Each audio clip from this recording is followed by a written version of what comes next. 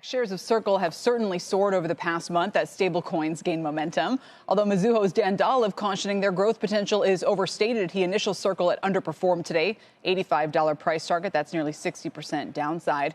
He sees a 25 to 30% shortfall relative to 2027 consensus revenue. Says distribution costs are rising, and that will pressure Circle's reserve income. Our next guest stays more optimistic, though, and he was an early investor. Joining us now is Dan Morehead, the founder of Pantera Capital, which invests exclusively in Bitcoin, digital currencies, and companies in the blockchain ecosystem. Dan, it's great to have you here. Welcome. Thanks for having me back. Should we really be so excited? I mean, do you look at Circle's IPO and go, other than rejoicing, go like, okay, come on, we're getting a little carried away? No, I think you have to understand in the context of no blockchain companies were allowed to go public for a long time. So there's a pent-up demand in the public markets. You see that MicroStrategy's trading over 100 billion in market cap, Circle's at 45 or 50. That is pent-up demand that's been there for years and years. And over the next 3 or 4 years, there'll probably be dozens more companies that come public, and things may even out a bit. But I do understand why there's such a pent-up demand. But to take that exact explanation, as more companies come to market, shouldn't the hype and excitement around any particular one of them, whether it's Circle or other, shouldn't that settle down? I mean, these are infrastructure players. And if this all matures and proceeds, like, this is going to be the stuff that's like too boring to talk about in another 3 to 5 years.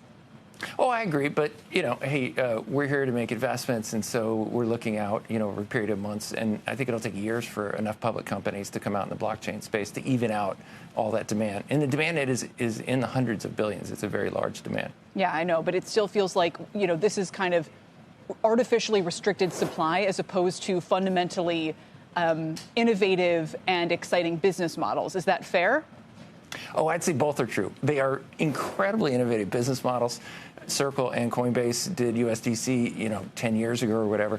They've been way ahead of the curve. So these are very innovative business models, but there might be a little hype too. Yeah. So, I've seen a lot of different takes on Circle and even on some of the recent legislation, and kind of who's going to win in the long run from kind of keeping things within the crypto ecosystem, or who could lose, and is it the traditional banking system? If you had to look around at the publicly traded companies available today, where do you think investors are best off putting their money? And even for something like the price of Bitcoin, like, where do you really think that goes from here? It's kind of been stalling out lately. Sure. The Bitcoin's easier. We've been invested in Bitcoin since 2013, and our fund has, on average, almost doubled every year for 12 years.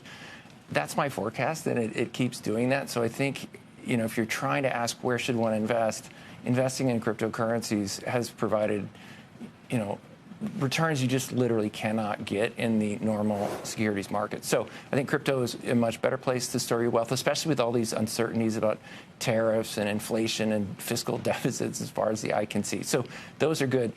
I would agree with your view that in the long run, and this is a 10-year view, stablecoins will have taken a major fraction of bank deposits. They're unlevered like banks are. Banks blow up every 20 years. Stablecoins are fully backed by U.S. Treasury bills, much safer, much more transparent.